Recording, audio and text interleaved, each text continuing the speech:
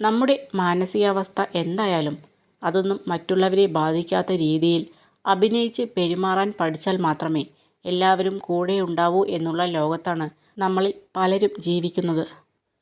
നിങ്ങളെ ഇഷ്ടപ്പെടുന്നവരെ ഒരിക്കലും ദുരുപയോഗം ചെയ്യരുത്. നിങ്ങളെ ആവശ്യമുള്ളവരോട് ഒരിക്കലും തിരക്കിലാണെന്ന് പറയരുത്. നിങ്ങൾ എപ്പോഴും വിശ്വസിക്കുന്നവരെ ചതിക്കരുത്. നിങ്ങൾ എപ്പോഴും ഓർക്കുന്നവരെ മറക്കരുത്. ഒരു പരിധിയിൽ കൂടുതൽ ഒരാളുടെ ജീവിതത്തിലും സ്നേഹം കൊണ്ടുപോലും സ്വാതന്ത്ര്യം കാണിച്ചു പോകരുത്. ഒരിക്കൽ നിഷ്കരുണം അവർ നമ്മെ അവഗണിക്കാൻ തുടങ്ങുമ്പോൾ താങ്ങാൻ കഴിവില്ലാതെ നമ്മൾ വീണുപോകും. കൂടെയുള്ളവർക്ക് നമ്മളെ മനസ്സിലാക്കാൻ പറ്റുക എന്നതാണ് ഇക്കാലത്ത് കിട്ടാവുന്നതിൽ വച്ച് ഏറ്റവും വലിയ ഭാഗ്യം. അവസരവാദികളായ ആളുകളുടെ സ്നേഹത്തിൽ ഒരു നന്മയും ഉണ്ടാവില്ല. കാറ്റിനെ പോലെ ഗതിക്കനുസരിച്ച് അവരും മാറിക്കൊണ്ടിരിക്കും.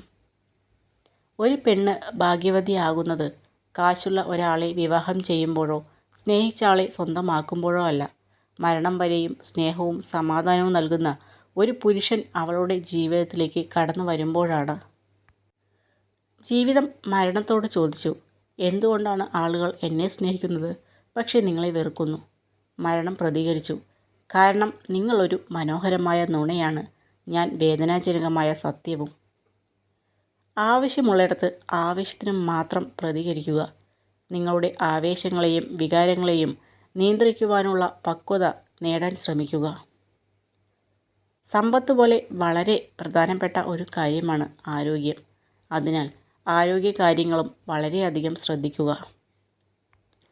വെള്ളമൊഴിച്ച് വളർത്തിയ ഒരു ചെടിയും ഇന്നേ വരെ വൻ വൃക്ഷമായി തീർന്നിട്ടില്ല. സ്വന്തം വേരുകൾ കൊണ്ട് വെള്ളം തേടിപ്പോയവരെ വൻ വൃക്ഷമായി തീർന്നിട്ടുള്ളൂ. ജീവിതം പരിഹരിക്കപ്പെടേണ്ട ഒരു പ്രശ്നമല്ല, മറിച്ച് അനുഭവിക്കേണ്ട ഒരു യാഥാർത്ഥ്യമാണ്.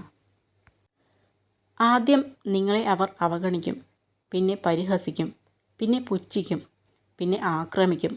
എന്നിട്ടായിരിക്കും നിങ്ങളുടെ വിജയം അംഗീകരിക്കുന്നത്.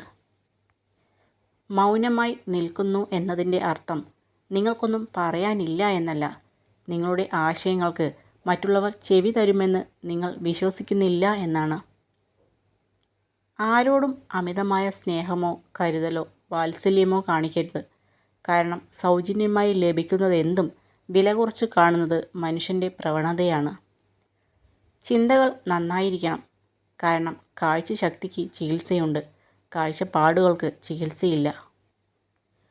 കയറിപ്പോയ പടികൾ ഒരിക്കലും മറക്കരുത്. കാരണം തിരിച്ചിറങ്ങേണ്ടി വന്നാൽ അവ വീണ്ടും ആവശ്യമായി വരും. അറിവിനേക്കാൾ മഹത്തരമാണ് മനസ്സിലാക്കൽ. നിങ്ങളെക്കുറിച്ച് അറിഞ്ഞവർ ഏറെയുണ്ടാകും, മനസ്സിലാക്കിയവർ അപൂർവവും.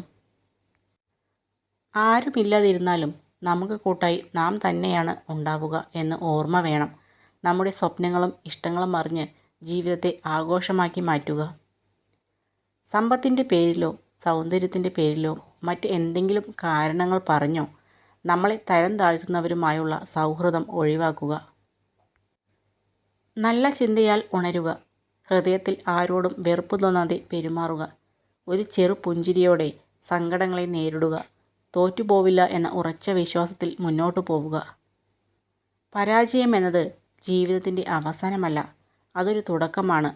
ആത്മവിശ്വാസം ഉണ്ടെങ്കിൽ പരാജയത്തിൻ്റെ കയ്പുനീർ കുടിച്ചാലും വിജയത്തിൻ്റെ മധുരം നുണയാനാകും. നമ്മുടെ ജീവിതം വെള്ളത്തെ പോലെയാവണം. സാഹചര്യം മാറുന്നതിനനുസരിച്ച് ജീവിതത്തിൽ മാറ്റം വരുത്താൻ പരിശീലിക്കണം. എങ്കിൽ ഒഴുകാനുള്ള വഴി നമ്മൾ തന്നെ കണ്ടെത്തും.